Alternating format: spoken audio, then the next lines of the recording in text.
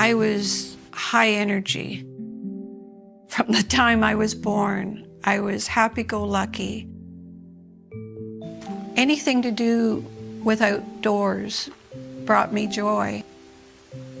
But my mom thought the world was evil, and one day God would destroy it. My dad didn't really pay any attention to any of it. He worked all the time. He drove a bus and taxi cab. It's the late 60s in Owen Sound, Ontario. Carol Dennis's mom takes her to a new church founded by a charismatic Mormon minister. Stan King told everyone that God had spoken to him and that this was his destiny, that he was to be the prophet. And my mother got all interested in it and joined Stan's church, the Church of Jesus Christ Restored. And that's how it all started. I didn't know all the hidden secrets at that time. As Stan got to trust my mother a little bit, she was brought into that inner circle where some of these secrets were being shared. There was a lot of whispering going on. Mom was receiving phone calls. As a sheltered teen, unexposed to the outside world, Carol is ill-prepared for the day her mother sits her down for a talk. She said, God has a special calling for you. He wants you to be Stan King's wife. I looked at her in disbelief. I said, well, he already has a wife. That's not possible. She said, well, this is what God wants. This is your calling. The doctrine of polygamy is really based in Joseph Smith's teaching that having many wives was important in order to get to the kingdom of heaven. So who better to groom a young girl to become a polygamous wife than her mother? If God is speaking to the man who wants to marry your daughter, you give up your daughter because your family gets to go to the celestial kingdom with you.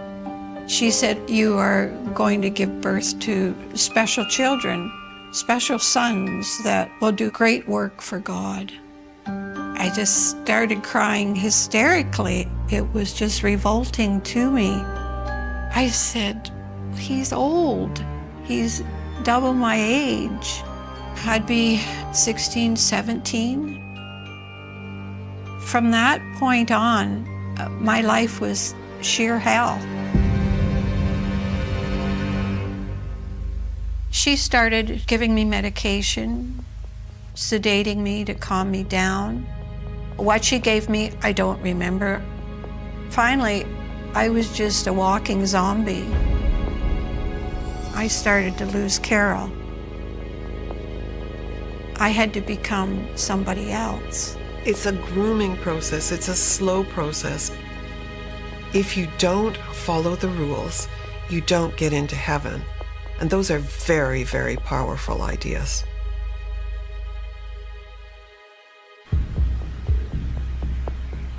Finally, there was a little trial run. There was a member that lived in Owen Sound, and I was to go to this lady's house. And when I got there, everybody left, except Stan. We joked and chit-chatted, and the next I knew, he was on top of me, and I was horrified, and I jumped up and started screaming. So he phoned my mother, and she came and got me. A few days later, Mom received another call from this same lady. Bring Carol, Stan's not here. And when I got there, she started yelling at me. How dare you? Don't you reject him like that. So Mom took me home after that episode, and things proceeded from there. My mother continued to manipulate me and work with me until eventually I gave up.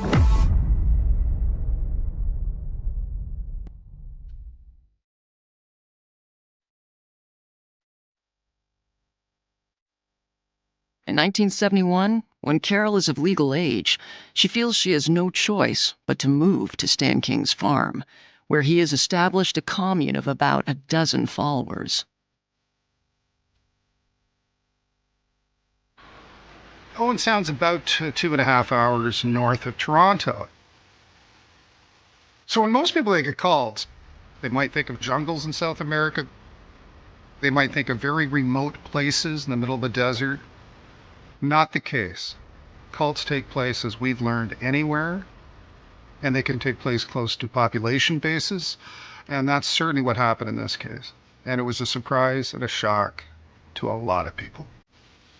Stan's legal wife, Erna, lives at the farm, although she spends most nights away, working as a nurse. Also part of Carol's new family are Stan and Erna's sons, Judd, Joe, and Fred, one of whom will be Stan's future heir. They were around my age. I did like them. I knew them from the young people's group at the church. But Fred, he was the youngest son. He didn't really like everybody being there. His normal life changed when Stan took on wives. It upset his world. And there was a resentment. Carol has been saving herself for marriage. I dreamed of the day that I would find the right fella and fall in love. But now, she will be Stan's fourth wife. A legal wife, you have the paperwork to go with it. A church wife, there's no paperwork involved. It's the sex act that makes you a spiritual wife. I was expected to sleep with the prophet, but I just could not do it. I would go to bed with my clothes on, and that went on for the longest time. And in the meanwhile, they were teaching me things around the farm. We had a lot of company coming and going all the time. So there were a lot of people to feed and a lot of dishes to do and a lot of cleaning to do. I didn't drive, but I was allowed to go for walks. I could go and sit by the river and just enjoy the peace. Those are the things that kept me going. But I was always frightened, especially at bedtime. One of the paradoxes in these polygamous groups is that they don't teach them anything about sex. Most of them don't know. It's all very hush-hush. Finally, the day comes when the prophet grows tired of Carol's resistance. I was ordered into the bed, and he was having sex with me, and that's all there was to it. I didn't want to go. I was terrified. This sexual assault is just the beginning of Carol's unrelenting nightmare. Pedophiles will charm the parents and then they give up their children. Stan King followed the playbook. He brought in a wife. She was 14 at the time. They are expected to do what the prophet wants them to do. It was horrible, absolutely horrible.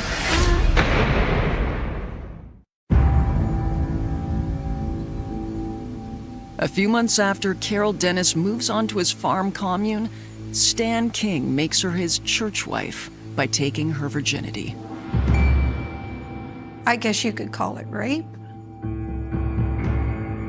And from that time on, I was his wife and expected to perform like a wife. There was a lot of psychological control. You had to make the prophet happy. Eventually, he brought in a wife, a young girl, and she stayed with us. And he would have sex with her, with me in the bed. Her name was Lolly. She became Stan's wife when she was 10 years old. So she was quite comfortable with that life.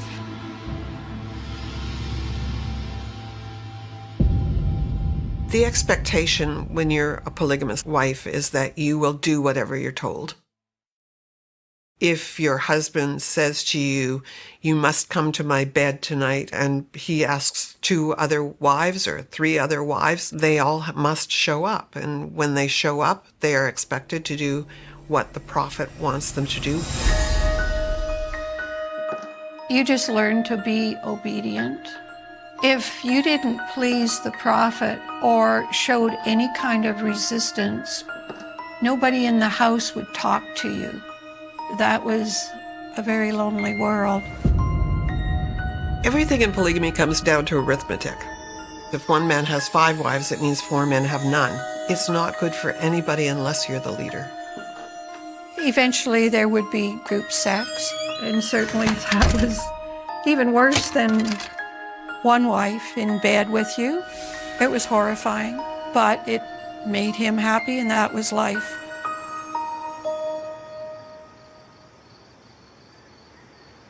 While Carol's night duties are in the bedroom, her days offer little respite. It was a busy, busy life. We raised turkeys and pigs on a large scale. To keep a cult going, it needs income, it needs financing. And it's really easy to make money when you don't pay your employees. They were working long, hard hours. He started a health food business. I became very involved with all of that. I've always had somewhat of a business mind anyway. Carol's involvement in the cult's business helps compensate for her lack of family contact. Her mother moves to Missouri on behalf of the cult, while her father remains in Ontario and rejects the religion. Stan didn't want my father around to influence me in any way. He would phone to the farm, but he was told I wasn't there. In 1976, Carol finally makes good on her most important job. When I was about 23, I had a large cyst on my ovary, which was removed. 3 months after surgery, I was pregnant.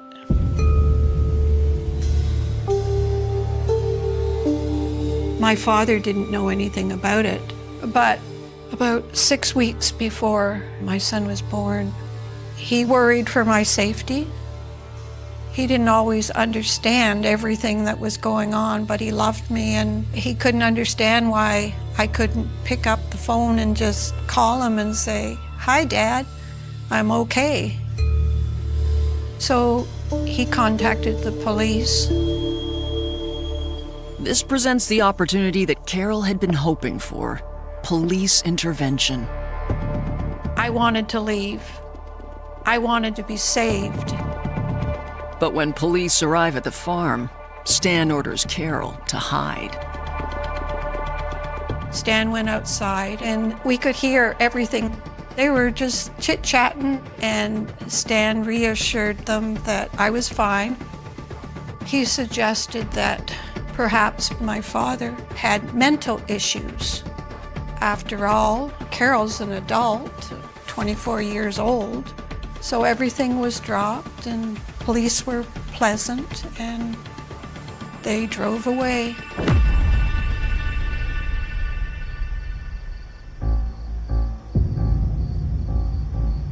Now, Stan takes action to embed Carol even more deeply into the cult. After that episode, they made me marry his eldest son, Joe King, to protect my unborn child. Stan, being the father, they didn't want that revealed, that he had a polygamous wife, let alone many polygamous wives. So the marriage to Joe was a sham marriage, on paper only. He never touched me.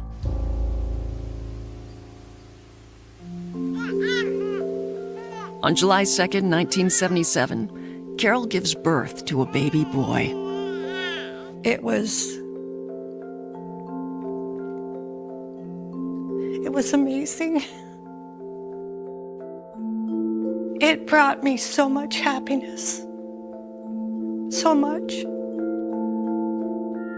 And then 18 months after he was born, I had my second son. 2 bundles of joy. It gave me reason to live. Stan would beam when he was around them. He just loved them. He adored them. And my sons adored him too. They loved him so much. For the first time in 5 years, Carol feels some contentment in her life. But Stan's youngest son, Fred, doesn't share this sentiment. Fred King showed episodes of jealousy towards my sons. He would torment them. Here's a candy, and would almost be in their hand, and he'd take it away and put it in his own mouth. He was just mean to them.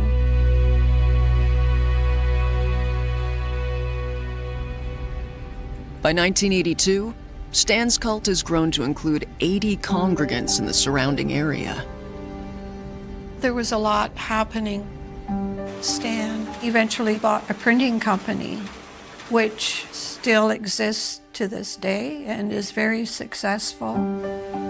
Stan also buys a former ski lodge just outside Owen Sound to accommodate his growing flock. There was a lot of heavy-duty renovation, and everybody was working at it to help. We had church branch in India. We supported an orphanage there. By 1986, Stan has 7 wives and 10 children. He has fulfilled his dream, and Carol has come to terms with her role when tragedy strikes.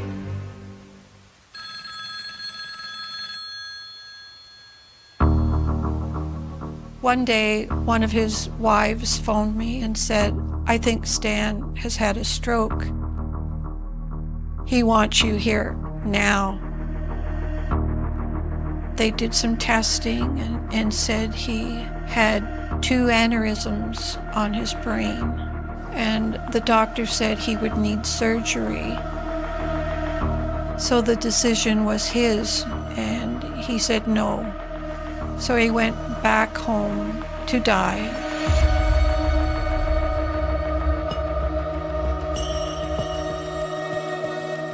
And the last day came. I was with him, and I did see him take his last breath, and I felt his last heartbeat. Fred was really angry, and he blamed Stan's death on the members, on all of us. And then he decided to resuscitate him. Fred did the heart compressions, and then I was told I would do the mouth-to-mouth. He would swear at me, "Keep going, bitch, keep going." Stan is unresponsive, but Fred will not be deterred. She has to try and wash the body and try and keep the body clean, even as it's decomposing. It is the worst smell I have ever smelled. I still have a nightmare about it. Carol will soon learn that Fred's wrath has only just begun. Hours after the death, Fred King remains convinced that his father will rise from the dead and insists that Carol continue to care for him. It was unbelievable. I knew he was gone, and I did not believe he was coming back.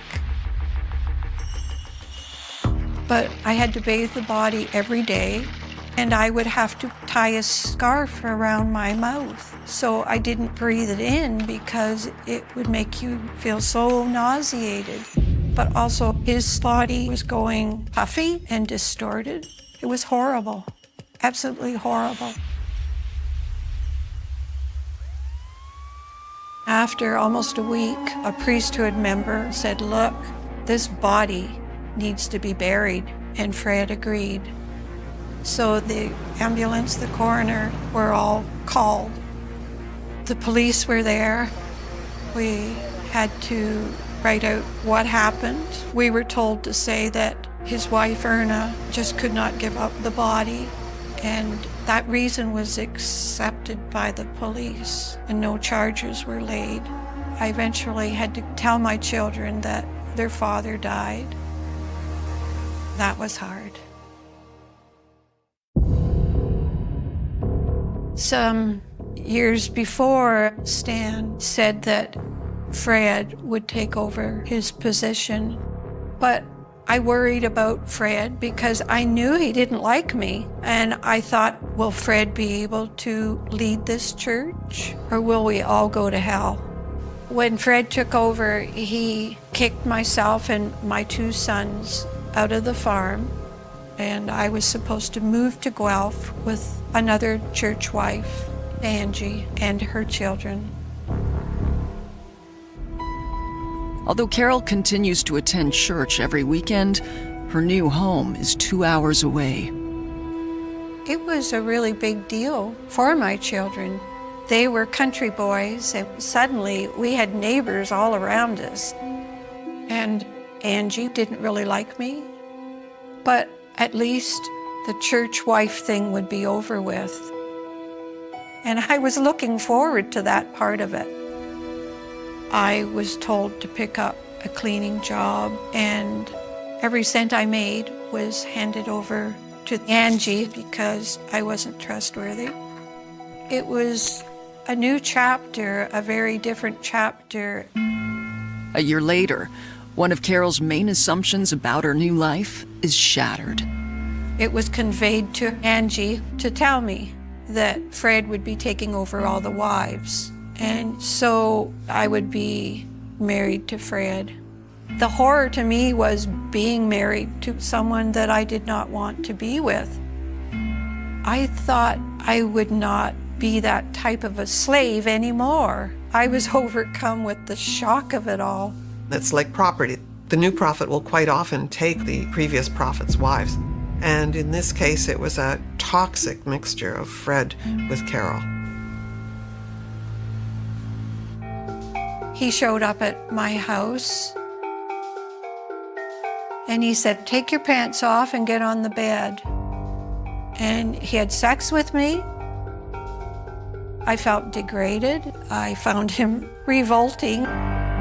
He was considered my stepson and half-brother to my own children, but I had no choice. And I was in the same situation all over again. It was so depressing.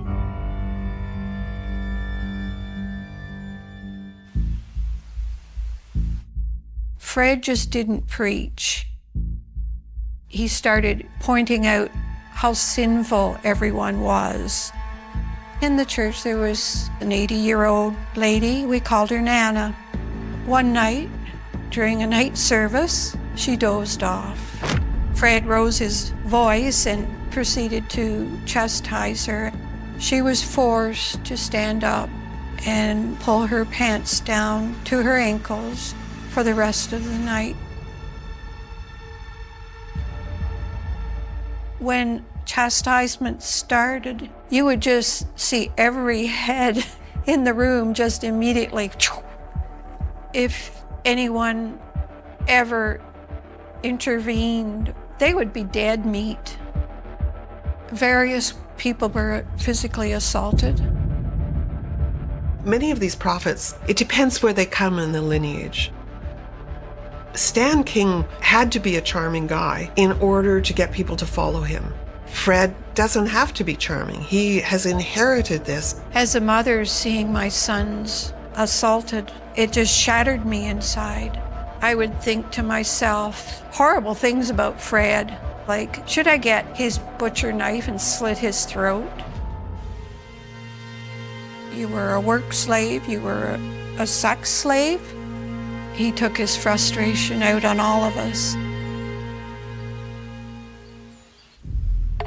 One time, my son and I wanted to buy a couple of books for Fred's sons who were having a birthday. But we didn't have the money, so we knew if you went picking raspberries, you could get paid. So we did this, and within a few days, Angie went to Fred and tattled on us. The following Sunday at church, Fred asks Carol to step outside. I tried to explain to him that we were going to buy a couple presents for his two sons, but he just roared at me. I was evil, I was a pig, and he started throwing me against a pillar on the porch. I lost track of how many times he slammed me, and then I was on the cement ground. Obviously, I had been unconscious, but he was still screaming at me. Finally, he informed one of his other church wives, get her something to wear, and he left. My clothes were ripped. My nose was bleeding. My mouth was bleeding. And she looked at me and filled with tears. He didn't know it, but she gave me a hug. To this day, I'm in pain because of that beating.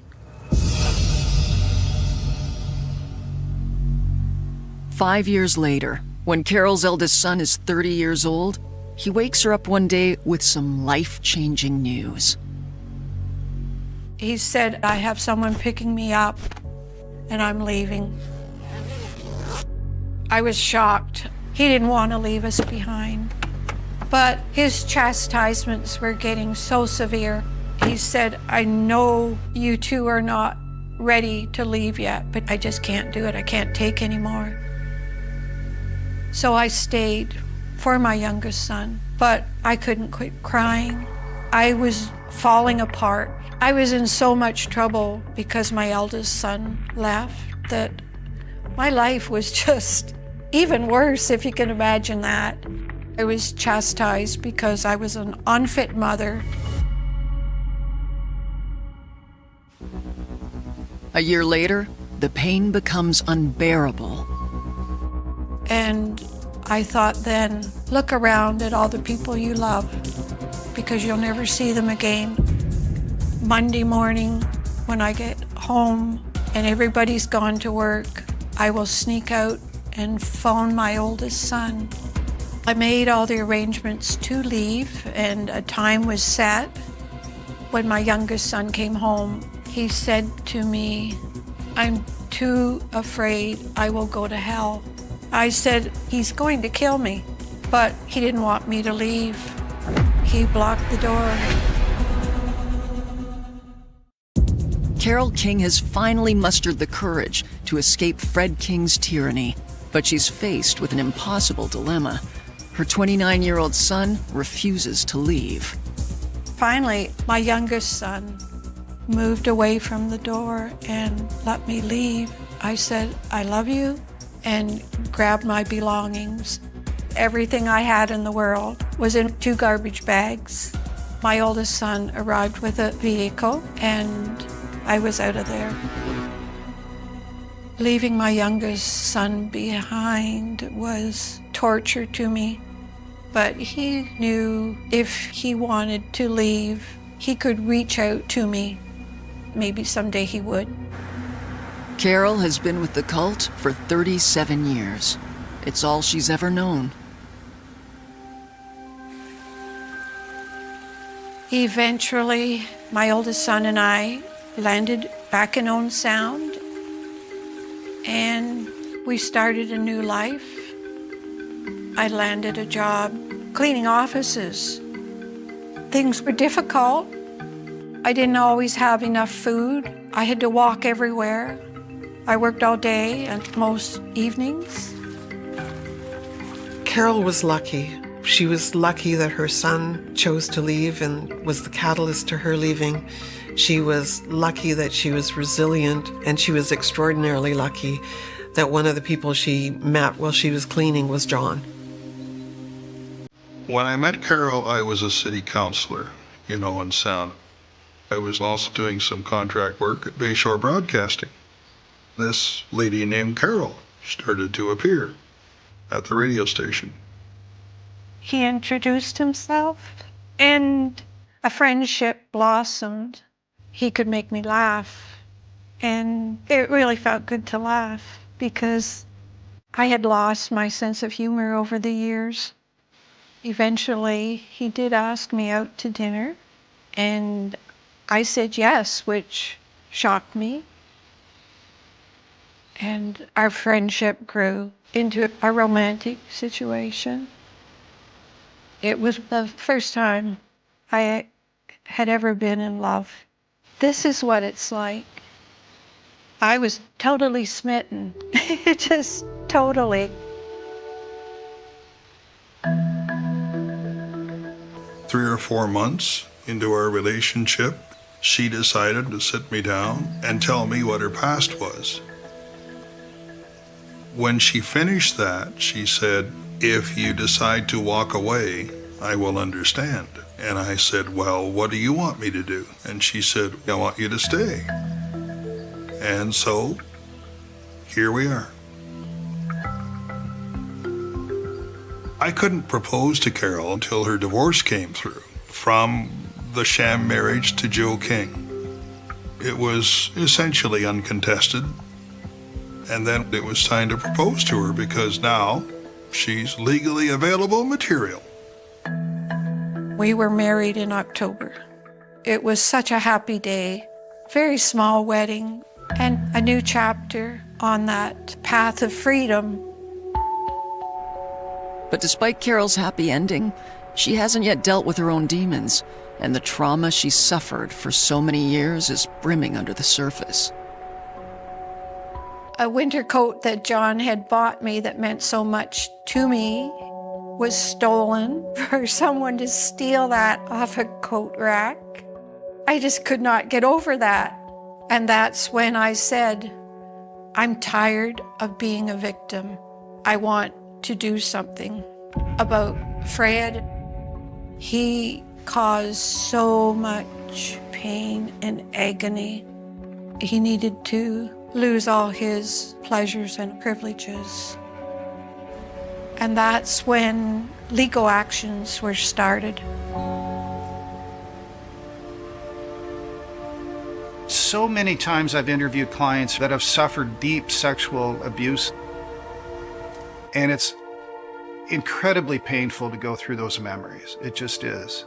And many of them are very busted up human beings. But Carol, from somewhere, was just like a rock of Gibraltar.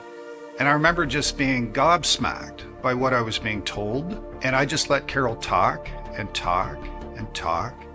We knew that the criminal justice system in this country, the sentences for even some of the worst sexual abuse, just often are not very meaningful. Let's be blunt. If you want to get to somebody like Fred, you get his pocketbook. We filed a civil suit, which spelled out a number of abuses, including physical, sexual, financial, and psychological. And there was a price put on each of those things. And early February of 2010, Fred King was served with the papers. It was the first time Fred had ever been sued over anything or taken to court. I can imagine he didn't like it. When I first met Fred, it just felt like I was in the presence of evil.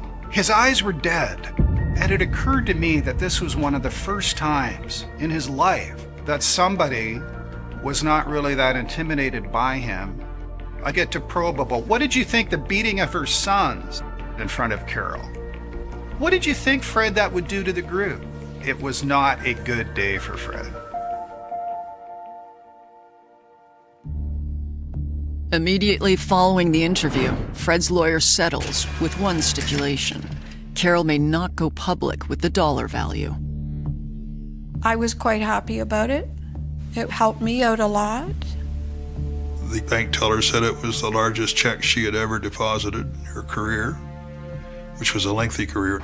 A couple of days after we deposited the check, we met for lunch, a celebratory lunch with John Tamming. And he said to us, "You're free to do whatever you want as long as you don't disclose the amount. You can write a book, you can go to the media." So we decided to do both. A secretive sect, a dominating leader.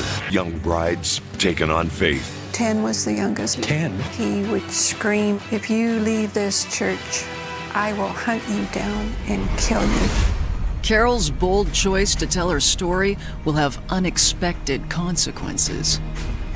As I first watched this on television, I was very surprised that this was happening right under our noses. I was anxious to get him into custody.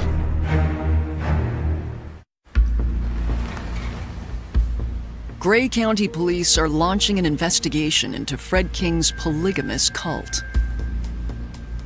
First step was to go and meet Carol Christie.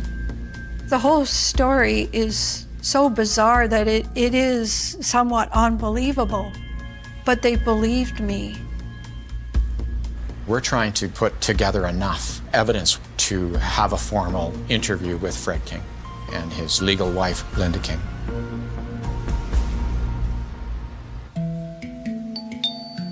So we have to get the interviews done of all the other people first. I did find it odd that the different church wives would actually give the same answers, and particularly as far as who is the father of your children. Their answer being, I don't know, was somewhat scripted. I heard that over and over. Police also tracked down a few other cult escapees. They told us a number of cases where they were physically beaten, assaulted, kicked, or the allegation of Fred grooming a very young girl, 11 to 13 years of age. Fred King was a violent master manipulator.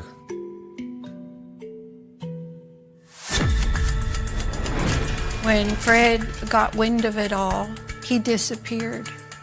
Police are still looking for 55-year-old Frederick King. He has been charged with assault, sexual exploitation, assault causing bodily harm, uttering death threats, and assault with a weapon.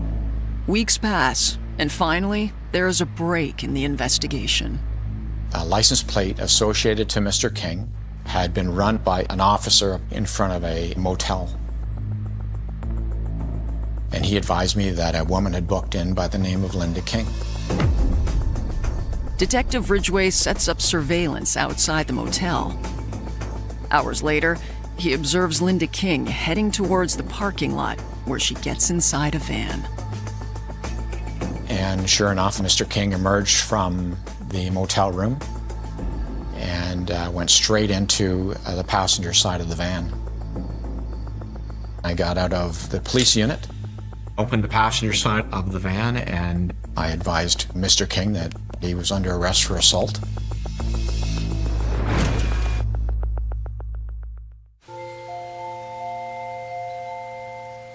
Detective Ridgway phoned me. He said, "Hi, Carol. We got him." "You did?" I felt elated. This was a 16-month investigation, and now we've come to this. That was a great feeling.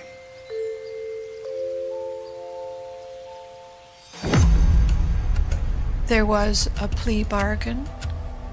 The Crown attorney felt if we accepted it, Fred would get some jail time. Our witnesses were escapees. They had their fears. We were afraid we were going to lose them. The advice was that we should accept the plea bargain. So we did. Prosecutors decide to drop the sexual offense charges. Fred King pleads to 9 counts of assault, and on September 14th, 2016, he is sentenced to 18 months in prison. When I heard Fred was actually going to jail, I rejoiced. I was happy, but not totally satisfied. He received 18 months, but he only had to serve 12 months in jail and go on his merry way. I think Fred is still running his cult because, remember, this is God's will. Neither Fred nor Stan was ever charged with polygamy. There's only been 2 cases in Canada in the last 100 years where polygamy has been charged and people have been convicted. Was justice done in a criminal court sense? I don't know. What we hand out for sentences for some of this stuff is pretty light. Was justice done in the civil court? We inflicted a lot of financial pain on him. I hope it was sufficient.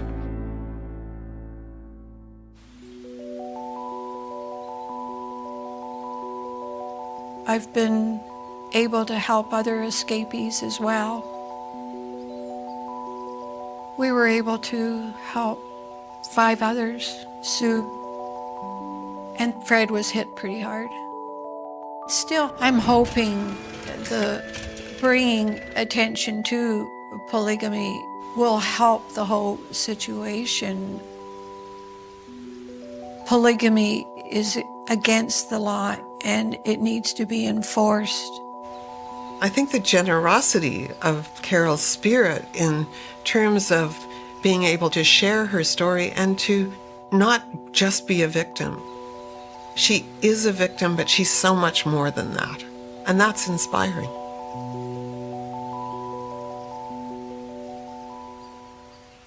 The night the silence broke, it did not sound like a scream.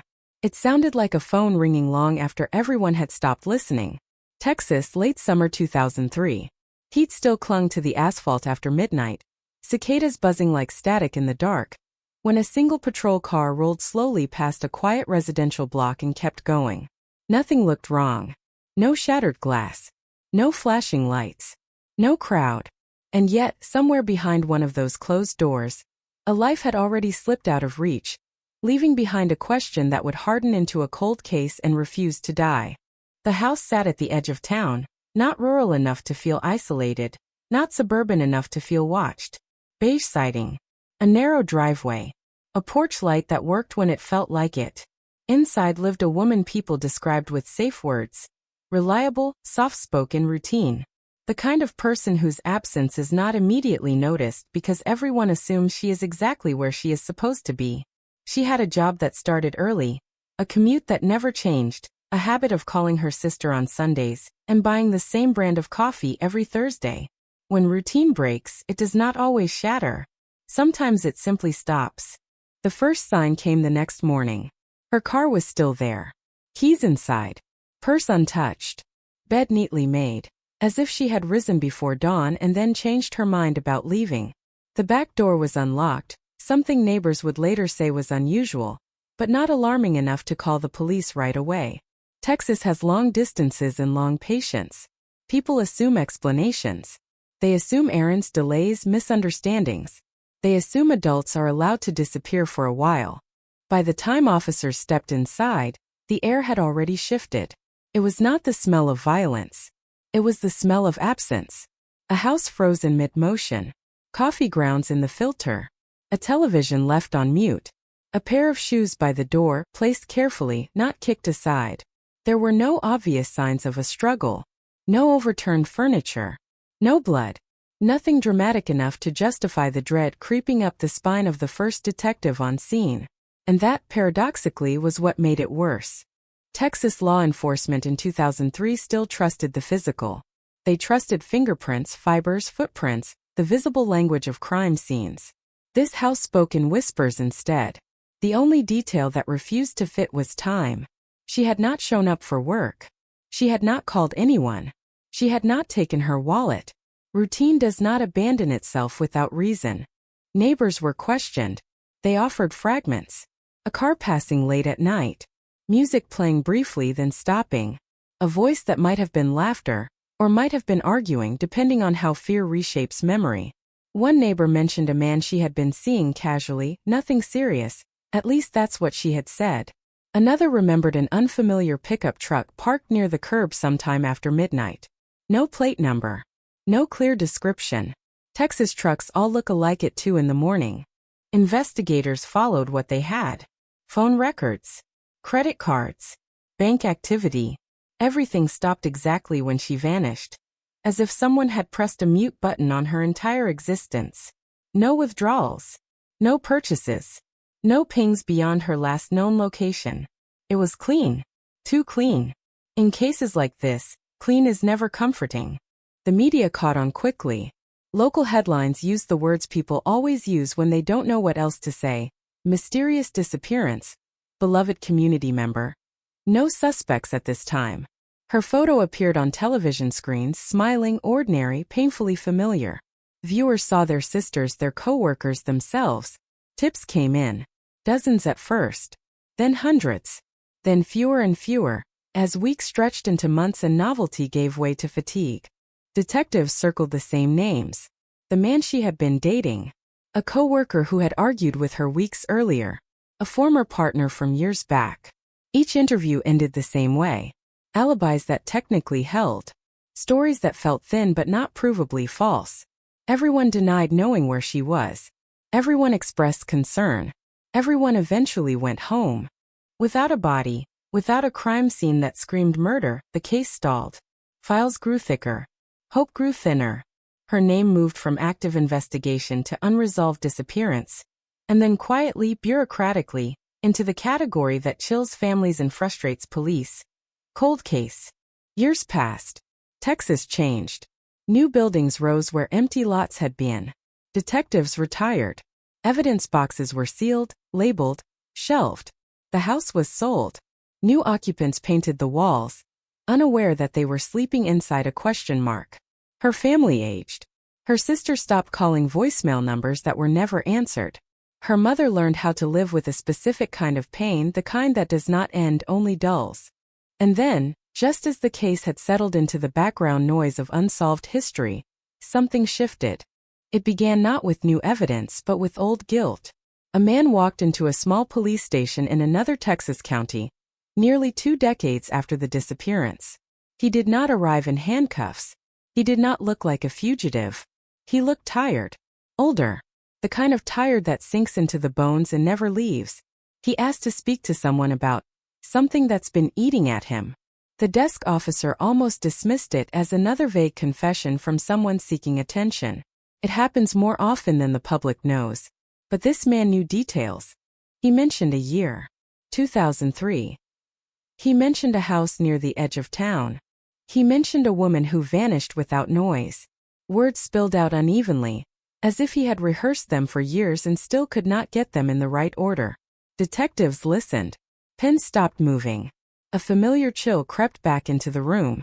Cold cases teach investigators restraint. Anyone can confess. Not everyone can confess accurately. The man described the layout of the house, the back door, the coffee filter. Details never released to the public. He spoke about a conversation that turned into something else. About panic. About a decision made too fast to undo. He did not dramatize it. He did not cry. He spoke like someone finally exhaling after holding his breath for 19 years. The confession sent shockwaves through a department that had nearly stopped expecting them. Phones rang again. Boxes were pulled from shelves. Names were dusted off. Detectives who had worked the original case were called at home, some already retired, some barely remembering the finer points until the memories came rushing back. Texas 2003 was suddenly no longer just a line in a database. It was alive again. But confessions, like ghosts, demand proof. Investigators returned to old maps, old witness statements, old timelines. They checked the man's whereabouts in 2003. His connection to the victim. His connection to the neighborhood. Pieces aligned in uncomfortable ways. He had known her casually through mutual acquaintances. He had been in the area that night. He had never been interviewed, not because he was invisible but because no one had thought to look twice. In 2003, he was just another background figure, another man with no criminal record and no obvious motive. The community reacted the way communities always do when the past resurfaces. With shock. With denial. With anger that the answer might have been this close all along. Online forums lit up. Old news clips were reshared. People argued over whether to believe the confession. Some demanded closure. Others feared disappointment. Cold cases reopen wounds even when they promise healing. Yet something still didn't sit right. The man's story explained disappearance, but not everything that followed. He could not lead investigators to a body. He offered locations vague and uncertain. Landscapes changed by time and development. Searches were conducted. Dogs brought in. Nothing definitive was found. Without physical evidence, the confession hovered in a legal gray zone, powerful enough to revive the case, fragile enough to collapse under scrutiny. Detectives faced an old enemy in a new form. Time. Memories erode. Landscapes change. Evidence degrades. What was once fresh becomes interpretive. They had a confession that shocked them, but shock is not the same as certainty. And certainty is what the justice system demands. As the case reopened, one truth became impossible to ignore. The disappearance in 2003 was not just about a woman who vanished. It was about a system strained by limitations, about assumptions made too early, about how easily someone can slip through the cracks when there is no blood, no scream, no obvious violence to point the way. It was about how silence, when left unchallenged long enough, begins to sound normal. And now that silence was breaking. Slowly, unevenly, with consequences no one could fully predict. Because in Texas, when a cold case wakes up, it does not do so gently. When the case reopened, it did not feel like momentum. It felt like pressure. Files spread across metal tables, yellowed pages curling at the edges, the weight of 19 years pressing down on every paragraph. Detectives read reports written by people who no longer wore badges, notes made before smartphones, before location data was effortless, before silence could be measured in metadata. Back then, uncertainty lived between the lines. Now it stared back in high definition. They started where all cold cases start again, the timeline. Minute by minute, assumption by assumption, they rebuilt the last known hours of her life. She left work on time. She drove the familiar route home. No calls on the drive. No stops recorded. She arrived before dark. A neighbor remembered the porch light turning on around 7:30, remembered it because the bulb had been flickering for weeks. Another neighbor remembered nothing at all, which in hindsight felt just as important. Memory is selective. It preserves what fits and discards what doesn't. The confession became the axis around which everything else rotated. Investigators compared it against the old witness statements, testing each claim for friction. Where it slid easily into place, they paused. Where it scraped, they leaned in. The man said he had come over late. He said they talked in the kitchen. He said voices stayed low because neither wanted attention. That detail matched the absence of neighbor complaints, the lack of reported disturbance. He said panic came suddenly, not planned, not rehearsed. Panic is a word detectives distrust, but it explains a certain kind of chaos without spectacle. They re-examined the house. The new owners allowed access, uneasy but cooperative. Floors had been replaced. Walls repainted. Still measurements were taken. Distances mapped. The kitchen doorway where two people could stand close enough to argue without being seen from the street. The back door that opened onto shadow instead of sidewalk. The porch light that would not illuminate the yard beyond 10 feet. It was all there, still plausible, still disturbing. Old evidence boxes were reopened with a care that bordered on reverence. Fibers that once seemed meaningless were photographed again. Reclassified. A partial print dismissed in 2003 because it lacked enough points was run through databases that didn't exist at the time. The result came back inconclusive. Not a match. Not a dismissal. Just another maybe in a case drowning in maybes. They tracked the man's life after 2003. No arrests. No sudden relocations that screamed flight. He married. Divorced. Held jobs that required background checks. He blended. That was part of what unsettled the investigators most. Monsters, when they exist, are supposed to look different. This man had lived openly, as if the past were locked away and harmless. Confessions shatter that illusion. They force everyone to reconsider how well they know the people around them. The media shifted tone. Headlines sharpened. Cold case reopened. Confession rocks investigators. Is justice finally coming? Cameras waited outside the station. Reporters repeated the same questions, searching for certainty that detectives did not yet have. The family was notified carefully, deliberately, as if words themselves could bruise. They listened. They asked whether this meant answers. No one promised anything. Search teams fanned out to locations the man identified, places that had once been empty and were now something else. A drainage area widened into a concrete channel.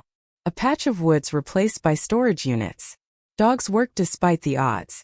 Ground-penetrating radar scanned soil that had been turned and returned countless times. Each negative result tightened the knot. A confession without remains is a story without an ending. Investigators pressed him again. Details matter more the second time. They asked him to repeat the sequence, not correcting, not guiding, letting inconsistencies surface on their own. He faltered on distances. On the order of events. Stress does that, he said. Time does that. 19 years can rearrange memory until it becomes unrecognizable, even to the person who owns it.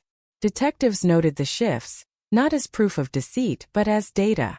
They revisited people who had been interviewed in 2003. Some had moved away. Some had died.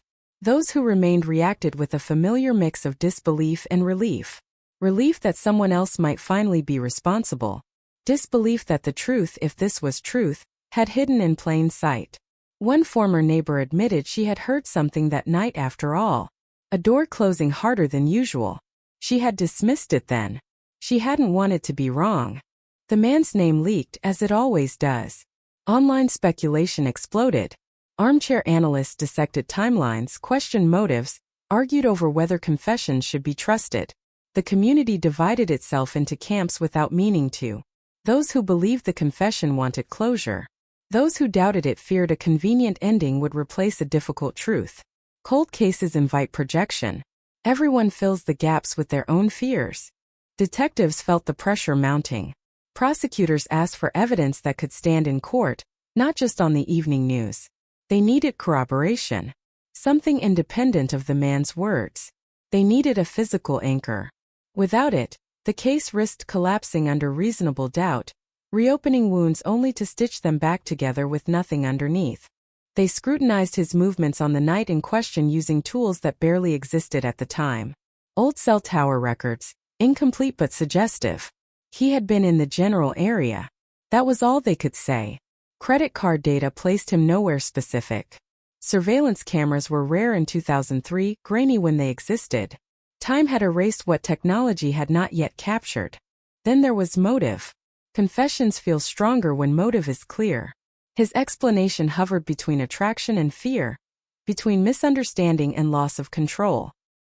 He said he hadn't meant for anything to happen. Investigators translated that into legal language and found it lacking. Intent matters. Accident matters. Panic is not a defense. It is a description. The law does not punish descriptions. The family waited, suspended between hope and exhaustion. Each update reopened the same ache. They asked where she was.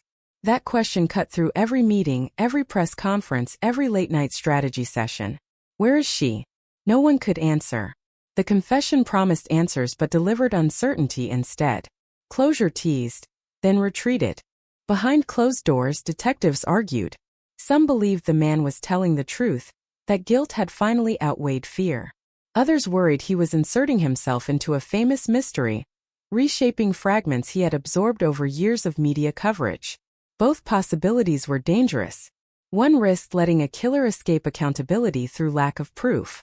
The other risked charging an innocent man based on a story that felt right but could not be proven. As weeks turned into months, the reopened case revealed an uncomfortable reality. Cold cases do not simply warm up. They resist. They push back. They expose every shortcut taken when time was scarce and technology was young. They ask whether truth can survive delay, whether justice can function without immediacy. The man remained cooperative. He answered calls. He showed up when asked. That consistency helped him and hurt him at the same time. Genuine remorse can look like reliability. So can manipulation. Detectives watched for cracks, for signs of rehearsal. They found frustration, fatigue, fear. Those emotions proved nothing. One night, after another search ended empty-handed, a detective sat alone in the evidence room and stared at a photograph taken in 2003. The victim smiled, unaware of what would follow. The detective thought about how quickly a life can become a question, how easily a person can be reduced to a file number. Reopening the case had not simplified it. It had complicated everything. Because now there was a voice where there had been silence. And voices, once introduced, do not always lead to truth. The third year after the reopening began with a contradiction that no one wanted to acknowledge out loud. The case felt closer than ever, and yet further away than it had been in 2 decades. Investigators had a man who said the words everyone had waited to hear. But the words floated without weight, unattached to bone or soil or steel. In Texas, truth without gravity drifts. It does not land. They shifted tactics. Instead of asking what happened that night, they asked what happened after. People rarely rehearse the aftermath as carefully as the act itself. The man described leaving the house through the back door. the quiet street swallowing him whole. He described driving aimlessly at first, hands shaking, radio off, headlights cutting through darkness that felt thicker than usual. He said he didn't sleep. He said he told no one. Those statements were compared against the rhythms of his life in the days that followed. He went to work. He answered emails. He laughed at a joke in the break room. The banality of that normalcy unsettled everyone who reviewed it. Detectives mapped his known routines in 2003, overlaying them with the victims. Intersections emerged that had once seemed insignificant. A gas station she frequented. A bar he occasionally visited. A stretch of road both used without ever mentioning it. Coincidence does not equal guilt, but patterns demand attention. Cold cases live on patterns resurrected from neglect.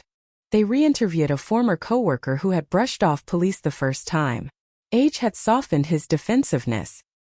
He admitted now that the victim had seemed distracted in the weeks before she disappeared, more guarded, less willing to talk about her personal life. At the time it felt like nothing. In retrospect, everything feels intentional. Investigators took notes, careful not to let hindsight masquerade as foresight.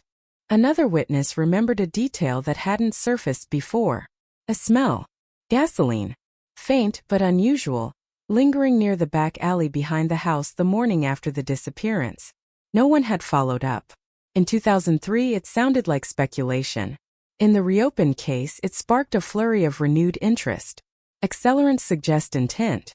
Intent sharpens charges. But the house had been repainted, the ground disturbed, the evidence long gone. All they had now was memory, fragile and malleable. The man was confronted with these revived details. He listened. He nodded. Sometimes he corrected. Sometimes he hesitated. He said he had washed his hands repeatedly that night. He said the smell could have been him spilling gas while filling up earlier. He said many things that could be true and just as many that could not be disproven. Each answer tightened the circle without closing it. Prosecutors joined the discussions more frequently. Their questions cut through speculation. What can you prove? What can you show a jury? What survives cross-examination? Confessions collapse under scrutiny if they are not anchored. The law does not convict on atmosphere. Convicts on facts. Meanwhile, the community continued to process the reopening in real time. The victim's face reappeared on billboards, refreshed with age progression images that imagined a life uninterrupted. Social media turned the case into a shared obsession, complete with timelines, theories, accusations. Some defended the man vehemently. Others vilified him without hesitation. The truth receded beneath noise. Detectives felt the familiar isolation that comes with unsolved cases. They carried knowledge they could not share, doubts they could not voice publicly. Every press conference balanced transparency against strategy. Every leak risked contaminating witness testimony further. Cold cases are vulnerable to their own popularity. A forensic analyst suggested revisiting the victim's car. Long impounded, long ignored. It had been searched before, but technology had evolved. They combed it again, inch by inch, testing surfaces that once seemed irrelevant. They found nothing conclusive.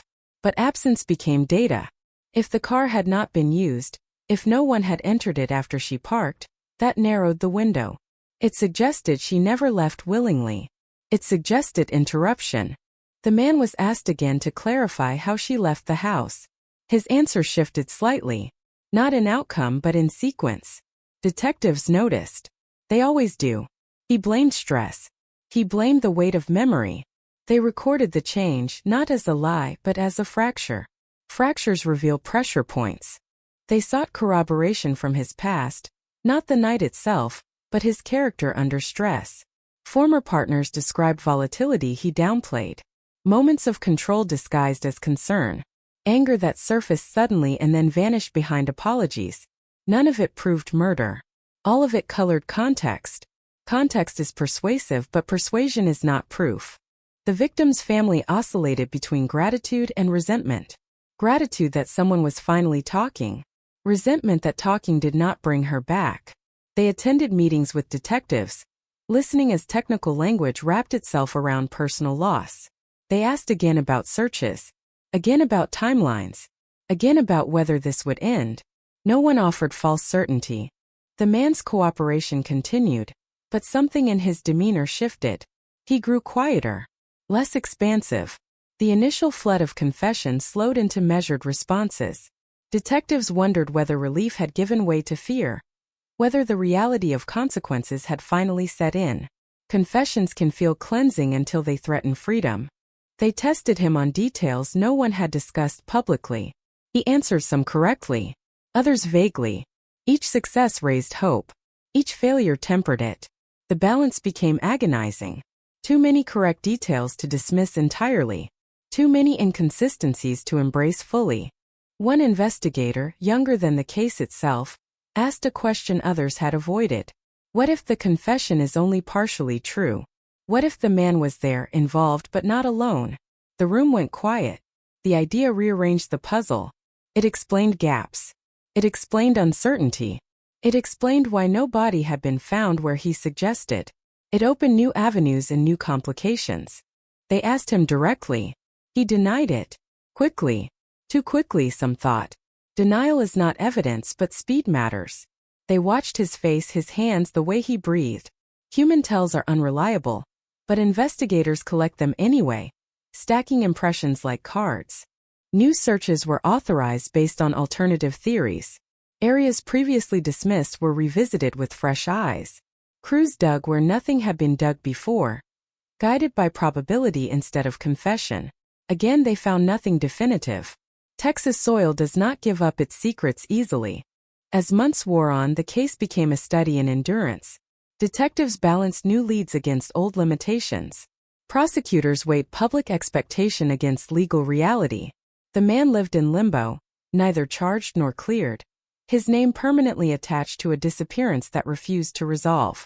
Late one evening, reviewing transcripts alone, a detective noticed a pattern in the man's language. When he spoke about the victim, he used her name. When he spoke about the act, he used distance. Passive constructions. Things happened.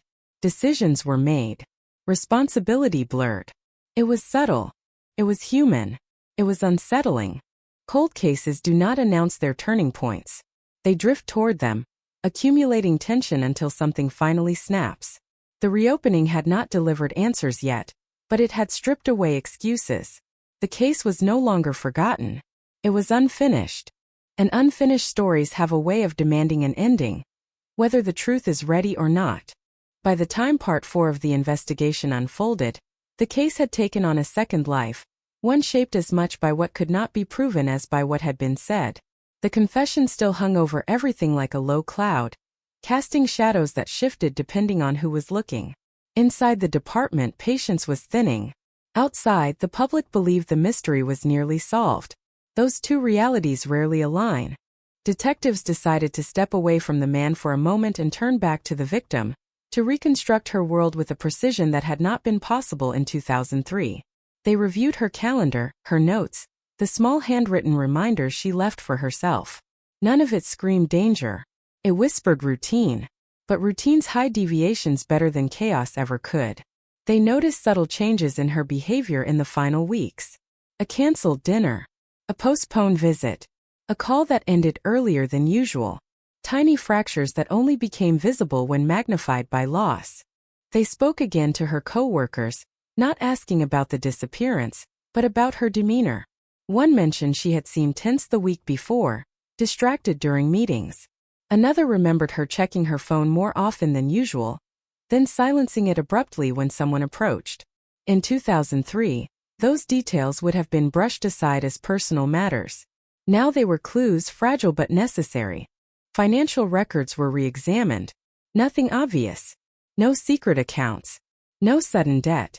No transactions suggesting plans to leave or start over. That absence reinforced the same conclusion investigators kept circling back to. She did not choose to disappear. Something interrupted her life mid-sentence. Attention returned to the night itself, but from a different angle. Instead of focusing on what happened inside the house, detectives mapped the neighborhood in layers. Who was home? Who was awake? Who had reason to notice something out of place? They learned that a nearby business had closed early that night due to a power fluctuation. A security camera that might have captured movement on the street was offline for hours.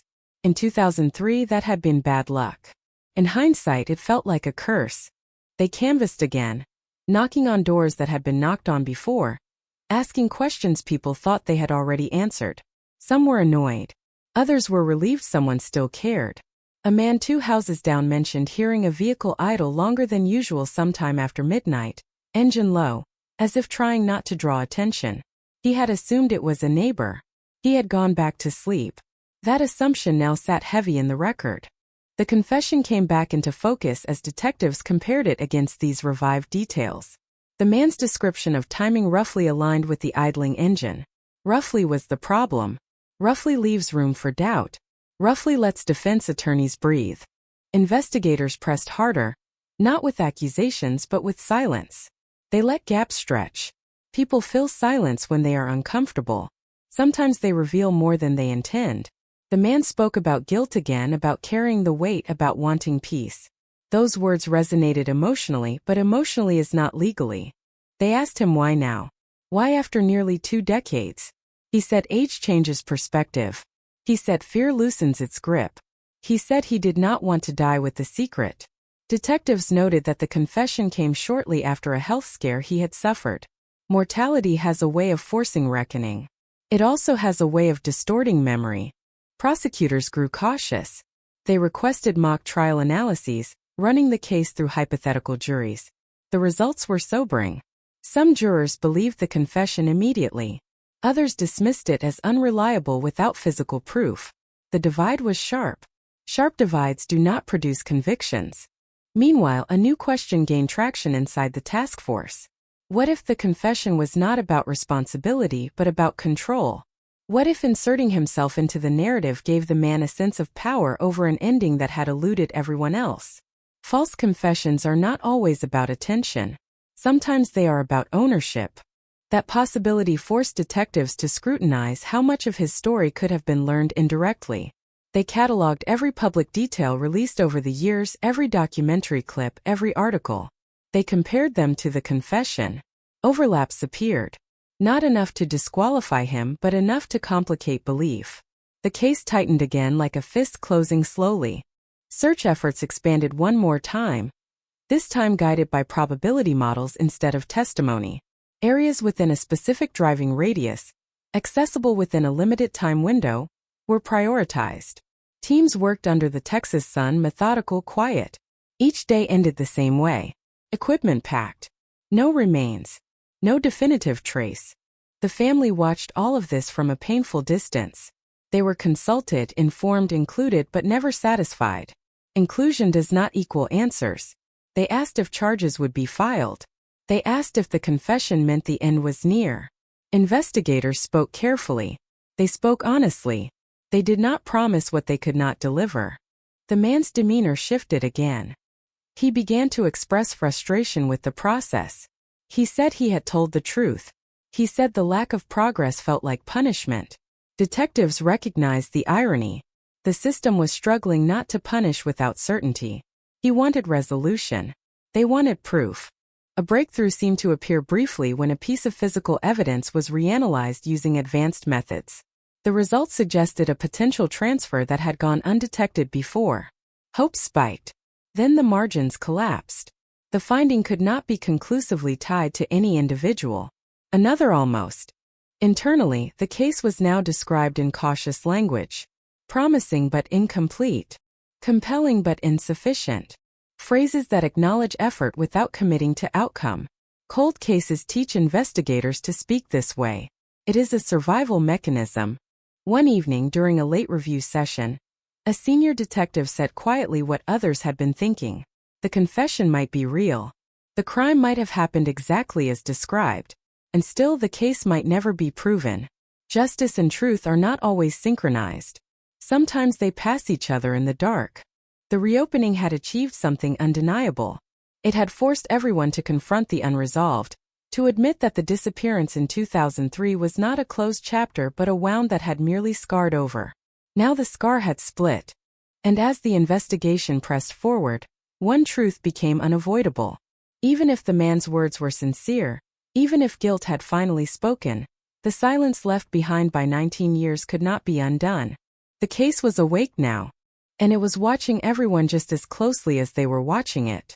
By the fifth phase of the reopened investigation, the case had entered its most dangerous territory: familiarity. Everyone involved knew the names, the timelines, the arguments by heart. Familiarity breeds confidence, and confidence can quietly erode caution. Detectives reminded each other that cold cases do not fail loudly. They fail when assumptions harden into facts without permission. The task force narrowed its focus again. This time not on what was missing, but on what remained unchanged. The house, the street, the distances. They recreated the night using modern tools layered over old reality, running simulations of sound, light, and movement. How far would a raised voice carry with the windows closed?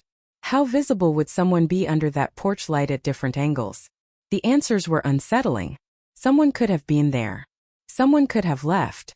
And no one would have seen a thing. Attention returned to the back door. It had never been forced. That detail lingered like an accusation. Either she trusted the person who came through it, or she never had the chance to react. Trust and surprise are the two fastest ways violence enters a quiet house. Detectives argued which fit better. The confession implied familiarity. The evidence allowed both. They examined the man's relationship to her more closely, peeling away the vague label of acquaintance. Phone records showed brief, infrequent contact. Not enough to suggest intimacy. Not enough to rule it out. People hide entire relationships between short calls and casual meetings. Especially in 2003, before digital footprints became unavoidable. One investigator noticed something small but persistent. In every retelling, the man emphasized what he felt, not what she did. His fear. His panic. His guilt. Her actions remained vague, passive, almost absent. It was as if she existed only as a trigger for his experience, not as a participant in her own final moments. That imbalance mattered. It suggested either emotional self-protection or narrative construction. They asked him again to describe her reactions. He struggled. He filled gaps with generalities. She was surprised. She was upset. She said something. The specifics dissolved under pressure. Memory does degrade, but emotional moments often etch themselves deeply. The lack of detail raised eyebrows. Meanwhile, a separate line of inquiry gained traction quietly. Investigators reviewed unsolved cases from the same region and era. Disappearances that had never been publicly linked. Patterns emerged that were uncomfortable to acknowledge. Women. Isolated moments. Minimal evidence. None identical. All unsettlingly similar. The possibility that this case was not alone reframed everything. The man was questioned about those cases. He denied any connection forcefully this time. His voice tightened. His patience thinned. Detectives noted the change. Emotional spikes often appear when lines are crossed too close to something real, or something feared. Prosecutors cautioned against overreach. Patterns can suggest direction, but they can also mislead. The risk of confirmation bias loomed large. Once a narrative forms, everything begins to fit whether it belongs or not. Cold cases demand humility. They punish certainty. The media sensed tension. Stories shifted from anticipation to doubt. Phrases like legal hurdles and evidentiary challenges appeared more frequently. Public confidence wavered. Some accused law enforcement of incompetence. Others accused them of dragging their feet. Both accusations missed the truth. The truth was that the case was balancing on a knife's edge. Behind closed doors, detectives debated whether to push for charges based on the confession alone. The argument split the room. One side believed the moral weight justified action, that a jury deserved the chance to hear the story. The other side feared an acquittal would end the case forever, sealing it not with justice but with finality. In cold cases, timing is everything. Too early can be fatal. The victim's family sensed the hesitation. They asked harder questions. They demanded clarity. Their grief had matured into something sharper, more focused. They were no longer waiting. They were watching. Investigators felt the pressure not as anger, but as responsibility. Every decision carried consequence. A forensic psychologist was consulted to assess the confession. The analysis was nuanced, cautious. The man did not display obvious markers of false confession driven by coercion. Nor did he display clear indicators of deceptive fabrication. His profile landed in the most frustrating category of all: ambiguous. Ambiguity does not make headlines. It stalls cases. As weeks passed, the man's cooperation became conditional. He still spoke, but with lawyers present. Answers shortened. Clarifications disappeared. The shift was expected, but its timing mattered. It came just as investigators were pressing hardest for corroboration. Trust, once strained, rarely recovers. Search operations were quietly scaled back. Resources redirected. The public interpreted this as failure. Inside the task force, it was triage. They needed something new, something solid, something that could not be argued away as memory or interpretation. Then an overlooked detail resurfaced, buried deep in an early report. A receipt. Small. Almost dismissed. From a business miles away, time-stamped in the early hours after the disappearance. It had never been conclusively tied to anyone. Technology at the time had been insufficient. Now it was revisited, digitized, scrutinized. The location mattered. It sat along a route that intersected with one of the man's suggested paths. Not proof. Not yet. But for the first time in months, the case exhaled possibility instead of doubt. Investigators moved carefully. Too many false dawns had already burned them. They traced ownership records, employee logs, anything that could anchor the receipt to a person, a vehicle, a moment. The work was slow, unglamorous, essential. As Part 5 drew to a close, the case stood exactly where cold cases often stand when they refuse to die. Not solved. Not dismissed. Suspended between belief and proof, between confession and confirmation. The silence that once defined the disappearance had been replaced by noise, argument, speculation. Yet the most important sound was still missing. The sound of certainty. And until that arrived, the case would continue to haunt everyone who touched it, demanding patience, precision, and the courage to admit that knowing is not the same as proving. Part 6 began not with revelation but with restraint. The receipt did not explode the case open the way people imagined clues were supposed to. It sat there, thin and stubborn, demanding patience. Investigators treated it like glass, afraid that pressure would shatter more than it revealed. They traced the business to its old owners, now retired, and tracked down former employees whose memories had thinned with time. Records were incomplete. Digital backups had been overwritten years ago. The paper trail ended exactly where paper trails tend to end when no one thinks to preserve them. Still, the location mattered. It placed someone on a road that made sense, at an hour that aligned too neatly to ignore. Detectives overlaid the route again, this time against traffic patterns from 2003. Late-night flow. Construction detours long forgotten. The road had offered anonymity then. Still did, in a different way. No cameras.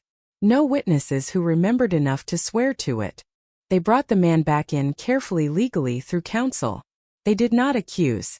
They asked neutral questions and watched how answers landed. When the receipt was mentioned, his posture changed, subtle but real. He said he did not remember stopping there. He said he drove around. He said nights blur together. All statements that could be true. All statements that could be evasive. Investigators logged the response and moved on, unwilling to show how much it mattered. The task force expanded its lens again, this time to logistics. If the confession was accurate, even partially, then the absence of remains demanded explanation. They examined waterways, drainage systems, and construction records from the years that followed. Texas infrastructure grows fast. Ground gets disturbed. Concrete replaces soil. They identified sites that had changed dramatically since 2003, places that could have swallowed evidence without intent. Each site represented hope and heartbreak in equal measure. The public was told little. Experience had taught investigators that premature disclosure poisoned wells. Silence returned, but this time it was deliberate. The community filled the void with speculation anyway. Online theories grew darker, more elaborate. Names of innocent people surfaced. The case became entertainment for those far removed from its cost. Detectives avoided reading comments. Families did not have that luxury. Internally, the man's confession was now treated as one element among many, not the center. That shift angered some. Others felt relief. Confessions can dominate investigations in unhealthy ways. They simplify narratives too early. Cold cases punish simplification. They reviewed the original missing persons classification and found the moment where caution had overridden urgency. The first 48 hours. The assumption of voluntary absence. No alert issued. No immediate grid search. It was understandable at the time. It was devastating in hindsight. Those early hours had been quiet, unremarkable, and irreplaceable. Detectives revisited the possibility of accomplices again, this time with structure. They analyzed the confession for linguistic markers that suggested shared responsibility, plural constructions, deflections, moments where agency dissolved into vagueness. The pattern persisted. It did not prove collaboration, but it justified inquiry. They compiled a list of individuals connected to the man in 2003 who had access to vehicles, land, or equipment that could explain the disappearance's logistics. The list was short. None had criminal records that would have drawn attention at the time.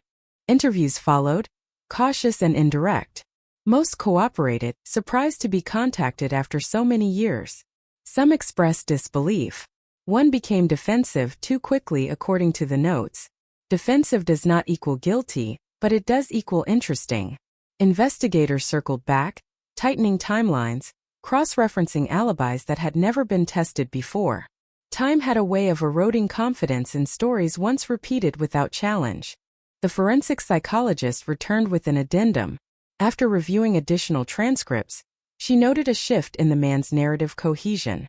Early confessions tend to be more emotionally charged and less structured. Later retellings become cleaner, more organized. His story had done the opposite. It had lost clarity over time. That could indicate memory decay.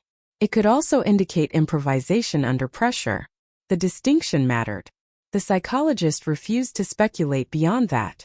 Her job was analysis, not conclusions. Pressure mounted quietly. Prosecutors wanted direction. Resources were finite. The case could not stay open in its current form indefinitely. Investigators were asked to present a recommendation. Charge, pause, or pivot. Each option carried risk. Charging risked acquittal. Pausing risked losing momentum. Pivoting risked public backlash and internal fracture. The victim's family was brought in again. Not for ceremony. For honesty. They were told exactly where the case stood. What was strong? What was weak? What was missing? The conversation was painful but necessary. Grief does not require protection from truth. It requires respect. They listened. They asked one question that cut through everything else. If this were your family, what would you do? No one answered immediately. A new development arrived not from the investigation, but from chance. A former construction worker contacted the tip line after seeing coverage of the reopened case. He claimed to have worked near one of the identified sites in the mid-2000s. He remembered an unusual after-hours job. Rushed, poorly documented. His memory was vague, but the timing aligned. Investigators moved quickly, aware of how easily such tips dissolve under scrutiny. They verified what they could. Permits, invoices, subcontractor lists. The trail was thin, but it existed. Enough to justify another search. Another controlled excavation. Another careful approach to hope. Crews returned to the field with expectations tempered by experience. They found disturbed soil consistent with construction, nothing more. No remains. No artifacts. Another door closed quietly. The man was informed of the continued searches. He appeared resigned, less anxious, almost relieved. Detectives debated what that meant. Relief can signal innocence. It can also signal acceptance. Psychology does not convict. As Part 6 unfolded, the case settled into a grim rhythm. Incremental progress. Measured setbacks. Long hours with no headlines. The kind of work that defines real investigations and disappoints those waiting for cinematic endings. The truth, if it existed in one clean form, was buried beneath layers of time, error, and human limitation. Late one night, an investigator reviewing early 2003 dispatch logs noticed a call that had never been linked to the case. A noise complaint. Not from the victim's address, but nearby, within minutes of the estimated time of disappearance. The call had been cleared without response due to higher priority incidents. No follow-up. No report beyond a line in a system. It was nothing. It was everything. They pulled it apart carefully. Location. Timing. Caller. The caller had been anonymous. The address close enough to hear something, far enough to dismiss it as not their problem. Investigators felt the familiar frustration of missed intersections. If someone had gone, if someone had listened, if someone had asked one more question. Cold cases are built on ifs. By the end of Part 6, the investigation had not collapsed, but it had narrowed. Possibilities trimmed. Fantasies discarded. What remained was a stark, uncomfortable shape. A disappearance that resisted proof. A confession that refused to settle. A community caught between wanting answers and fearing the cost of certainty. The case moved forward not because it was easy, but because stopping felt like a second disappearance. And in Texas, some silences are too heavy to carry forever. Part 7 opened with a quiet recalibration, the kind that never reaches the public but determines whether a case survives or withers. The task force reduced its size, not because the case was failing, but because it had entered a phase where fewer voices meant clearer judgment. Every remaining investigator knew the file intimately. There were no fresh eyes left, only sharper ones. The anonymous noise complaint became the new focal point. It was the kind of detail cold cases thrive on, overlooked not out of negligence but out of triage. In 2003, patrol units had been stretched thin, calls stacked, priorities shifted by the minute. A noise complaint without escalation was a whisper lost in traffic. Now it echoed. They reconstructed the call from fragments. The approximate time, the block, the responding dispatcher's notes, minimal but intact. No units sent. No follow-up. The caller's number untraceable, routed through a landline system that no longer existed. Investigators walked the area again, standing where the caller might have stood, listening to how sound traveled at night. Doors slamming carried farther than expected. Voices bounced unpredictably off houses and fences. Something loud enough to prompt a call could still vanish without witnesses. The man was questioned again, this time about sound, about whether voices were raised, about whether anything fell. He paused longer than usual. He said he couldn't remember. He said it happened fast. Fast things are loud, detectives thought, even when people try to keep them quiet. They noted the hesitation, the slight tightening around his eyes. Still not proof. Still not enough. Attention shifted to the caller. Who calls in a noise complaint and then never follows up when a woman disappears hours later? Investigators brainstormed possibilities. Fear. Disconnection. The assumption that someone else would handle it. Human behavior is full of exits. Responsibility slips easily through them. They appealed quietly for information, careful not to contaminate testimony. Someone came forward weeks later, hesitant, uncertain. An elderly resident who had lived nearby at the time. He believed his wife had made a call that night, annoyed by a sudden disturbance. She had since passed away. He could not be sure. Memory softened everything. Still, the timing aligned. The disturbance had been brief. Then silence. They thanked him and recorded it as another fragile thread. The case now leaned heavily on inference. Prosecutors warned that inference is persuasive only when layered thick enough to resemble fact. They needed one anchor point, one element that could not be explained away. Investigators searched for it relentlessly, knowing how rarely it appears. They returned to the confession with a forensic lens, not to test truth but to test knowledge. They isolated details that had never been public and compared them to his statements again, line by line. Some aligned too precisely to dismiss. Others drifted. The mix was maddening. It suggested involvement without clarity, presence without ownership. A senior detective raised a question no one liked. What if the confession was an attempt to confess to proximity, not to guilt? To say, I was there, without saying, I did this. The distinction mattered legally and morally. It would explain the knowledge and the gaps. It would also reopen the field of suspects at the worst possible time. They explored that path reluctantly. Who else could have been present? Who else had motive, opportunity, access? Old names resurfaced. Old alibis were tested again. This time with skepticism instead of courtesy. One former acquaintance's timeline shifted under pressure. Not dramatically, just enough. He corrected himself, then corrected the correction. Investigators marked it and moved on. Memory is unreliable.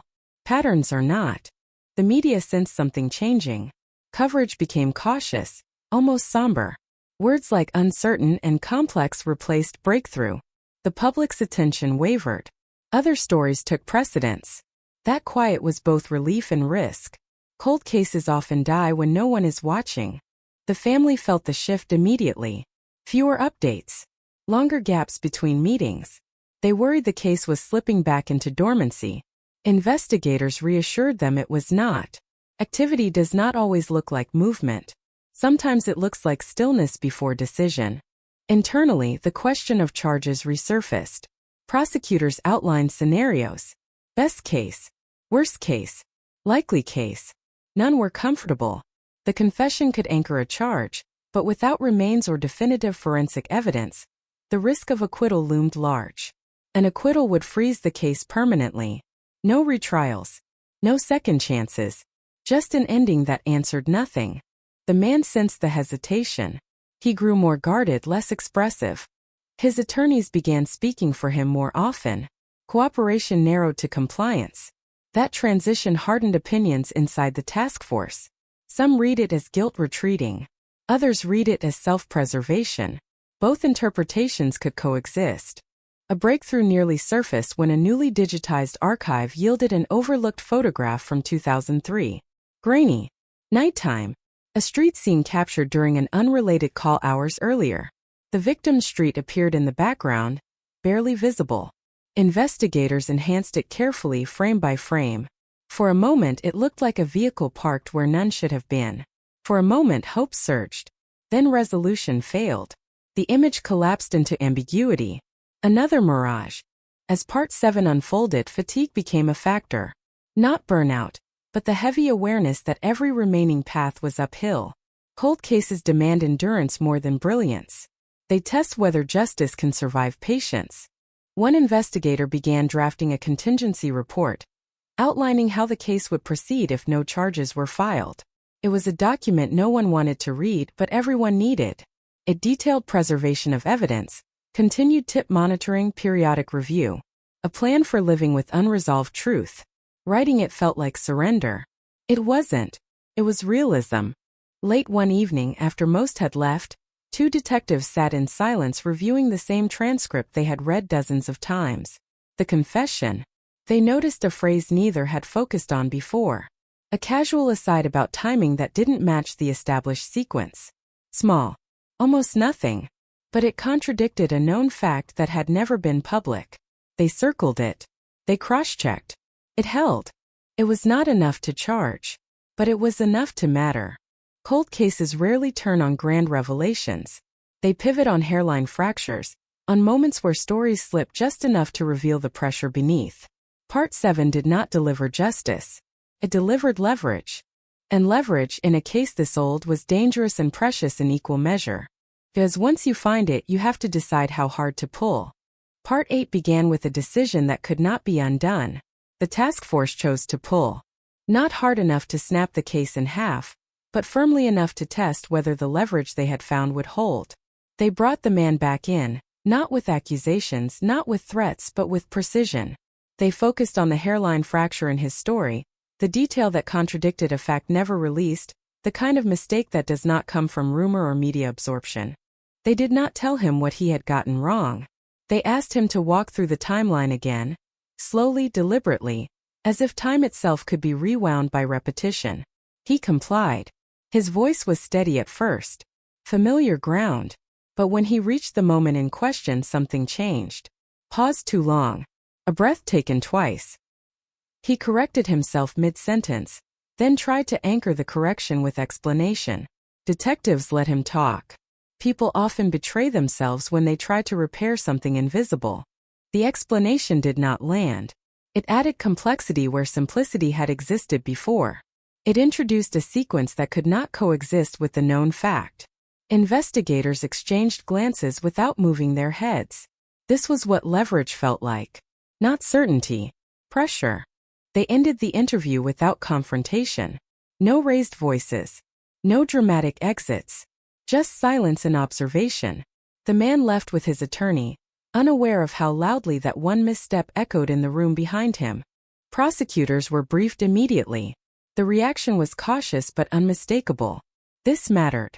It did not prove guilt. It proved access to information that should have been unavailable. The line between coincidence and knowledge narrowed. Still not enough to charge, but enough to justify escalation. Search warrants were drafted carefully, narrowly.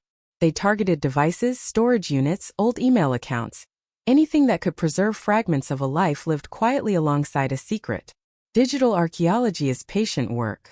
Old hard drives cough up ghosts slowly, if at all. Most yielded nothing. Some yielded fragments, deleted files, incomplete drafts, images without context, none definitive, all unsettling. The public knew nothing of this shift. Outwardly, the case appeared stalled. Coverage dwindled. Commentators moved on. Inside the investigation, tension spiked. This was the window. If something was going to surface, it would surface now. The man's behavior shifted again. He stopped initiating contact. He followed instructions precisely but without warmth. Cooperation had become compliance in its purest form. Investigators interpreted this as calculation, not panic. Panic produces mistakes. Calculation produces delays. They revisited one last physical space tied to the confession, a location dismissed earlier due to lack of specificity. This time they approached it differently. Not looking for remains. Looking for disturbance patterns consistent with hurried concealment. Soil composition. Vegetation anomalies. The land had changed but not completely. Subtle markers persisted. Enough to justify deeper excavation. The dig was slow, methodical, emotionally exhausting. Each layer removed carried the weight of expectation. Cameras stayed away. No press. Just shovels, screens, and quiet concentration. For days, nothing emerged but earth and frustration. Then something did. Not a body. Not closure. An object. It was small. Degraded. Indistinct. But it did not belong where it was found. Investigators froze. The object was bagged, documented, sent for analysis. No one spoke of conclusions. Experience had taught them restraint. But hope moved through the team anyway, uninvited. The analysis took weeks. Those weeks stretched painfully. The family was informed only that progress was ongoing. They had learned to read tone instead of content. They felt the shift immediately. Hope returned, cautious and dangerous. Results came back incomplete. The object could not be definitively tied to the victim. Time and environment had erased too much. It was consistent with the theory. Did not confirm it. Another almost. Another door that opened just wide enough to show darkness beyond. The disappointment hit harder this time. The case had climbed so high on such thin footing that the fall felt steeper. Detectives regrouped, forcing themselves back into discipline. Emotion clouds judgment. Cold cases demand cruelty to hope. The man was informed of the renewed search and its inconclusive outcome. His reaction was muted. No visible relief. No visible anxiety. Just acknowledgement. That neutrality bothered investigators more than panic would have. People usually react to news that could change their lives. His stillness felt deliberate. Prosecutors asked the question again. Are we ready? The answer remained no. Not yet. The risk of losing forever outweighed the urge to act now. Justice delayed was painful. Justice denied by acquittal would be unbearable. The family struggled with the update. They asked how many almost they had left. No one answered. Numbers mean nothing in cases like this. There is only endurance. Internally, a final strategy began to take shape. If evidence would not surface on its own, pressure would have to be applied elsewhere. Not coercion. Exposure. The investigation examined the man's life again, not for crimes, but for contradictions. Financial stressors. Relationships.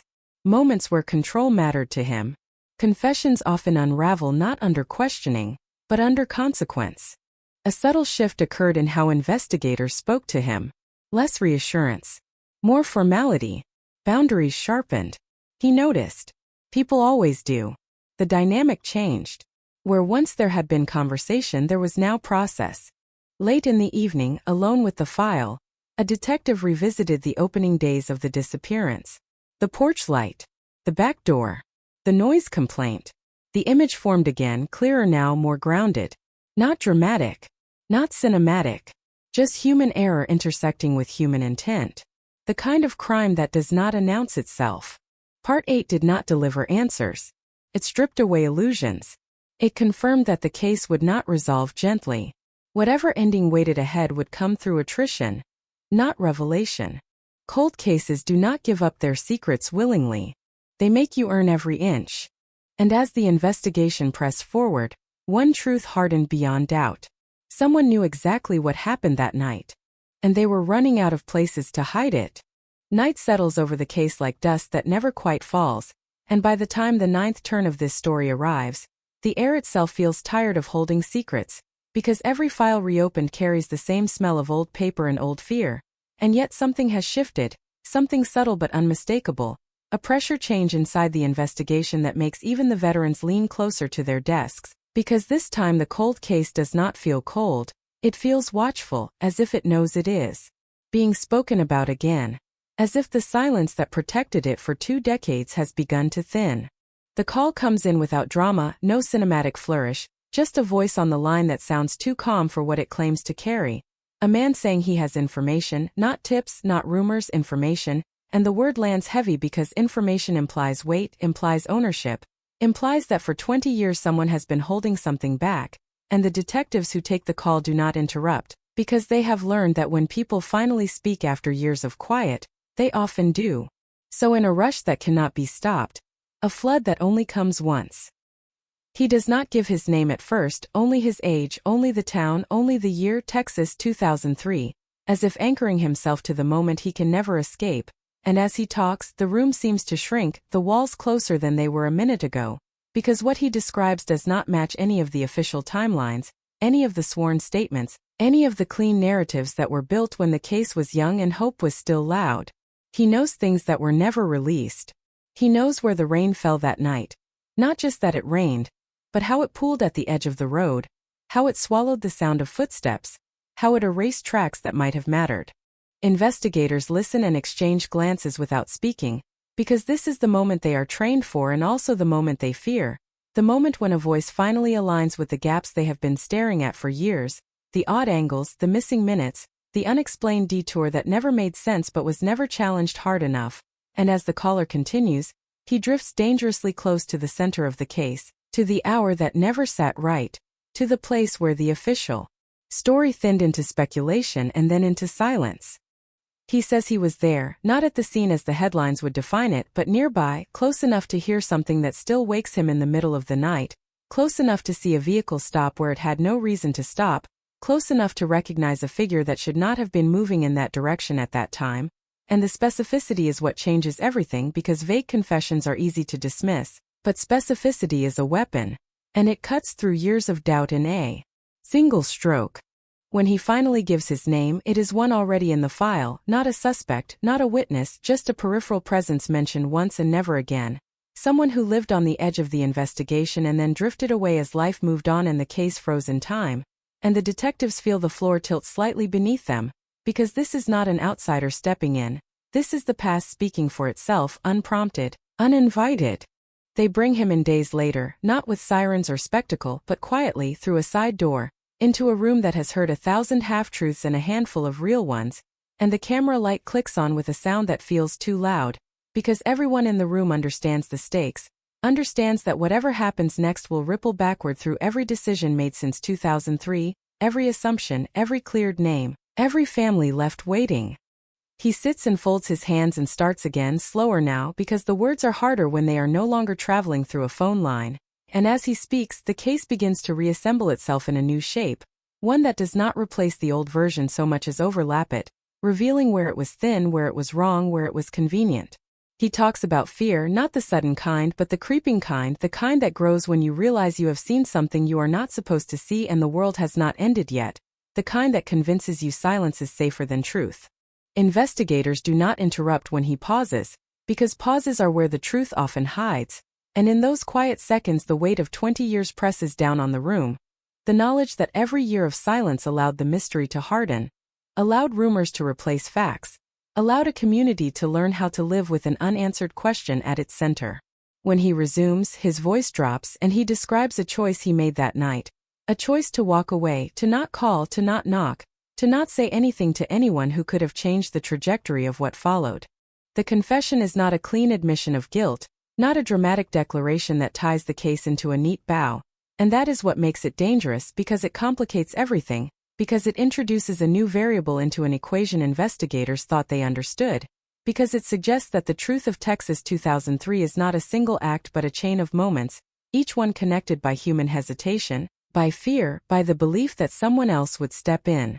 As the hours stretch on, details are cross-checked in real time, old maps pulled from drawers, faded photographs laid out on the table, and again the same pattern emerges. His account aligns with evidence that never quite found its place, the unexplained signal ping, the neighbor who thought they heard a door but dismissed it, the timestamp that never matched the official narrative.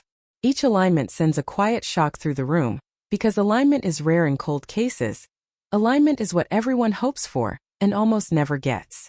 Outside the station, the community does not yet know what is happening, but the air has begun to move, rumors starting in whispers, a name resurfacing, a sense that something long buried is being disturbed, and for the families who have lived with this case like a scar that never faded, the possibility alone is enough to reopen wounds they learned to live with, the possibility that the story they were told was incomplete, that the silence was not empty but full of withheld truth.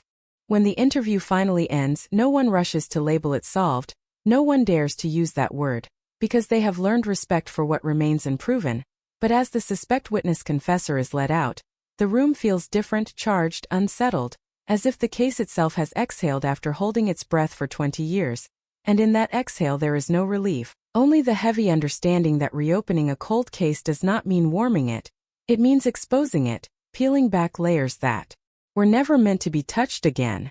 The night closes in again, but it is no longer quiet, because somewhere between the confession and the questions it raised, Texas 2003 has shifted from a frozen mystery to an active wound, and the investigators who lock the files back into their cabinets know that nothing inside those folders is the same anymore, that every line will be reread, every name reconsidered, every assumption challenged, and that the surprise confession, instead of ending the story, has pulled it violently forward, into a present that is suddenly crowded with the ghosts of choices made in silence, and the unbearable question of how many truths were lost simply because no one spoke soon enough.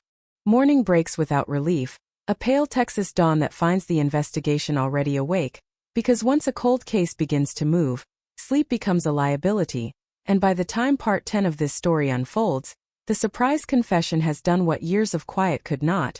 It has destabilized the ground beneath every certainty, turning solid timelines into loose gravel, forcing investigators to walk carefully or risk sliding back into assumption and error. The first task is separation, pulling the confession apart piece by piece, not to destroy it, but to understand where it bends and where it holds, because truth under pressure behaves differently than lies, and the detectives know this dance well. They replay the recording not listening for drama but for rhythm, for the places where the voice accelerates, where it hesitates, where memory seems to sharpen instead of blur. They notice how the speaker never rushes past certain details, how he lingers on sensory fragments that rarely survive 2 decades, the smell of wet asphalt, the hum of a distant generator, the way a single porch light stayed on long after the rest of the street went dark. Those details are not proof, but they are friction, and friction generates heat, and heat is what melts the ice of a cold case. Analysts cross-reference his account with weather reports, traffic logs, emergency calls, even old utility maintenance schedules, and the results begin to form an uncomfortable pattern, not confirmation, not yet, but consistency, the kind that suggests memory rooted in experience rather than imagination. Each match tightens the knot in the room, because consistency means the story deserves to be taken seriously, and seriousness means consequences. The confession forces a re-examination of people long cleared by proximity rather than evidence. Individuals whose alibis were accepted, because time was short and pressure was high and the community demanded answers more than accuracy. Detectives return to names that have not been spoken in years, to addresses that have changed occupants but not secrets, to interviews conducted when witnesses were younger, more confident, and perhaps less careful about what they revealed. Time, it turns out, is not just an enemy of memory. It is also an eroder of fear, and as the case reopens, some of that old fear has worn thin. One by one, doors open again. Some people react with shock, others with visible dread, and a few with a strange relief that borders on gratitude, because carrying silence for 20 years is its own kind of sentence. A former neighbor admits they lied about being asleep. A coworker acknowledges a conversation they dismissed as irrelevant. A friend recalls a favor asked late at night that never quite made sense. None of these admissions solve the case on their own, but together they redraw the emotional map of that night, revealing how many people stood close to the truth without realizing it. At the center of it all is the confessor, now caught in a liminal space between witness and liability, his cooperation both invaluable and suspect, because late truth always invites the question of motive. Investigators push gently but relentlessly, asking why now, why after so many years of silence, and the answer is not heroic, not redemptive, but human. He speaks of sleepless nights, of children grown old enough to ask questions about the past, of a news segment that reopened the wound he thought had scarred over. He does not claim courage, only exhaustion, the kind that comes from carrying a secret too heavy for the years assigned to it. The legal team watches closely because confession without direct admission of guilt exists in a gray zone that can either illuminate or derail a case, and they caution restraint, reminding everyone that reopening a cold case is not the same as proving it, that public enthusiasm can outpace evidence and create its own injustice. The word shock begins to appear in internal memos, not as a descriptor of emotion, but as a warning because shocks travel outward, and the community will feel this one soon enough. When the story breaks, it does so cautiously, framed as a development rather than a resolution, but the impact is immediate. Headlines resurrect the year, the place, the unanswered question that never quite left town, and suddenly Texas 2003 is not history, it is current events. Talk radio lights up, social media fills with speculation, and families who thought they had learned how to live with not knowing find themselves pulled back into the gravity of the case, forced to watch strangers debate their pain like a puzzle. The victim's name reappears in print, and with it photographs that freeze a life at a single moment, a smile that now carries the weight of everything that followed. For investigators, this public resurgence is both useful and dangerous, because it generates tips, but also noise, and sorting one from the other becomes a daily battle. Every call must be answered, every message logged, because cold cases have taught them that the crucial detail often arrives wrapped in the voice of someone who thinks what they know is insignificant. Behind closed doors, the confession is tested against physical evidence preserved through the years. Items once thought inert now re-examined with fresh purpose. Advances in forensic science offer possibilities that did not exist in 2003, and each test carries the promise of clarity and the risk of disappointment. Results come back slowly, methodically, because science does not respond to urgency, and the waiting becomes its own form of tension, a reminder that progress is not measured in headlines but in verified facts. As days turn into weeks, the investigation narrows, not in focus but in patience. The easy questions have been asked, the obvious avenues explored, and what remains are the uncomfortable inquiries, the ones that challenge long-held beliefs about who is capable of what. The confession has not solved the case, but it has exposed the architecture of the silence that allowed it to remain unsolved, revealing how proximity, fear, and assumption can conspire to bury truth in plain sight. Late one evening, a detective revisits the original crime scene, not because new evidence lies there, but because context matters, and standing in the same place after 20 years offers a perspective no file can provide. The neighborhood has changed, trees taller, houses repainted, but the layout remains, and as he walks the route described in the confession, distances shrink and expand in ways that explain old inconsistencies. What once seemed improbable now feels merely difficult, and that shift in perception is subtle but profound. Back at the station, a timeline is redrawn, this time in pencil rather than ink, allowing for erasures, for movement, for the admission that the truth may not align with the original narrative at all. Investigators note how a single delay cascaded into missed opportunities, how one unchallenged statement set the tone for everything that followed. It is not an exercise in blame, but in understanding, because understanding is the only path forward when certainty has failed. As the 10th movement of this story draws to a close, there is no resolution, no dramatic arrest, no courtroom spectacle to satisfy the hunger for endings, only a case that has been forced to breathe again, its pulse faint but undeniable. The surprise confession has done more than shock investigators. It has stripped the case of its frozen status, transforming it from a relic into a living question, one that demands attention, patience, and the willingness to confront uncomfortable truths. The night returns, heavier now with possibility, and somewhere between the unanswered questions and the fragments of truth newly unearthed, Texas 2003 waits, not for closure, but for honesty, the kind that arrives late and imperfect, but powerful enough to disturb decades of silence and remind everyone involved that cold cases do not stay cold because the truth disappears, they stay cold because it hides, waiting for the moment when someone finally decides the cost of silence is greater than the risk of speaking.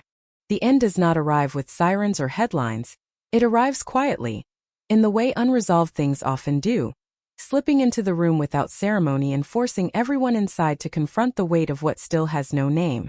Part 11 begins in that quiet, after the shock has settled, after the confession has been tested, questioned, stretched thin and reinforced, leaving behind not certainty, but something more dangerous, a sense of inevitability. Investigators understand this phase well. It is the long shadow after movement, when the case resists being pushed any further without breaking. Files are thicker now, timelines rewritten in careful handwriting, margins crowded with notes that did not exist months ago. The case is no longer frozen, but it is not free either. It sits in between, suspended by unanswered questions that refuse to collapse into a single truth. The confessor remains present, cooperative in form, guarded in substance. He answers questions, provides clarifications, submits to follow-ups.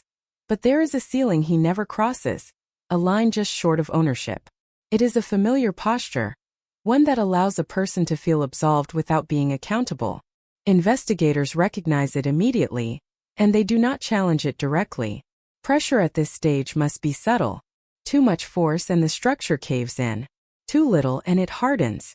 Forensic results trickle in, not as revelations but as constraints.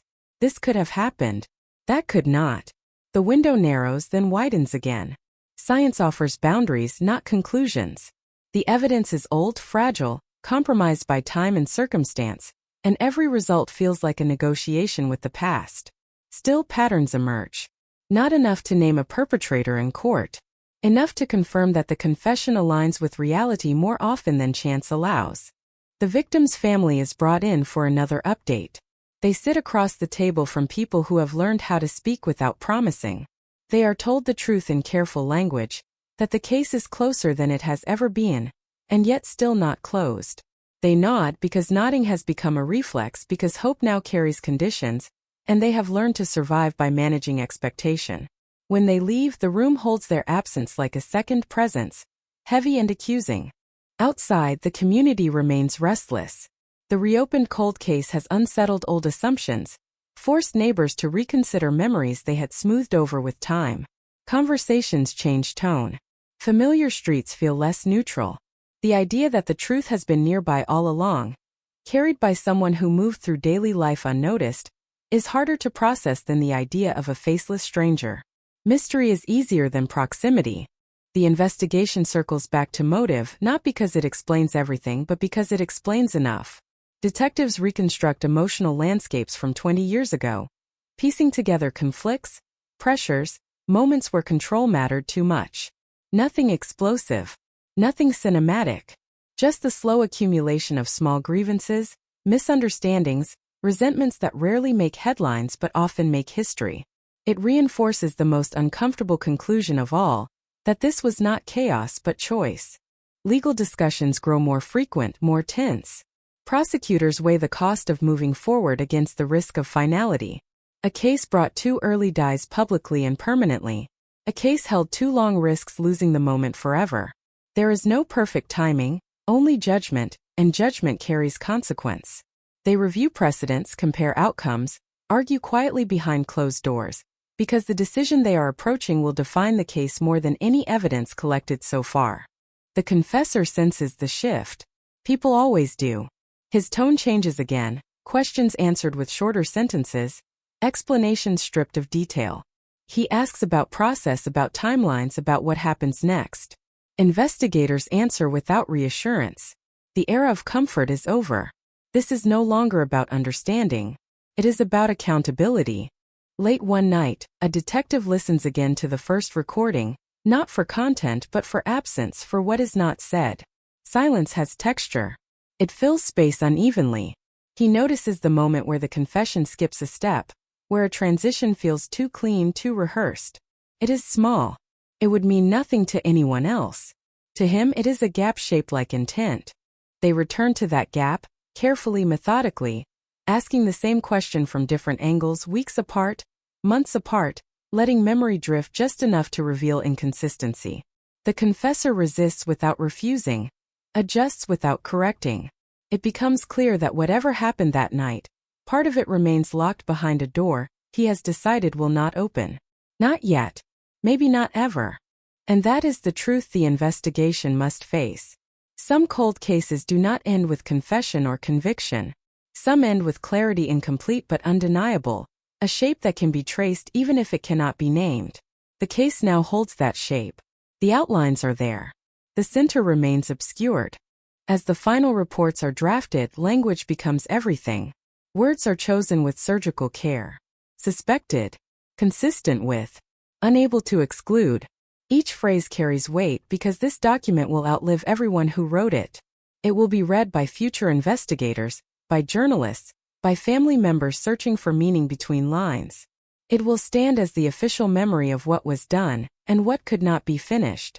The community is informed again, this time with a different tone. There is no celebration, no promise of closure, only acknowledgement that the case was reopened for a reason, that it revealed truths long buried, and that while justice may not arrive in the form everyone hopes for, silence has been broken. For some, that is not enough. For others, it is everything. In the final hours of Part 11, the case returns to where it began, not physically, but emotionally, to the moment when someone vanished and left behind a question too heavy for one generation to carry alone. That question now has companions, explanations, context. It is no longer alone in the dark. But it is still a question. The file is not closed. It is reclassified, repositioned, marked with notes that ensure it will not slip back into obscurity. Cold cases do not end when the truth is incomplete. They end when no one is left to ask. This one is still being asked. And somewhere in the quiet that follows renewed attention, someone lives with the knowledge that the past is no longer safely buried, that even after decades, even after silence calcifies into habit, the truth has a way of resurfacing. Not loudly, not cleanly, but persistently, like a pulse beneath ice. Texas 2003 remains unresolved. But it is no longer forgotten. And in the world of cold cases, that may be the most dangerous change of all.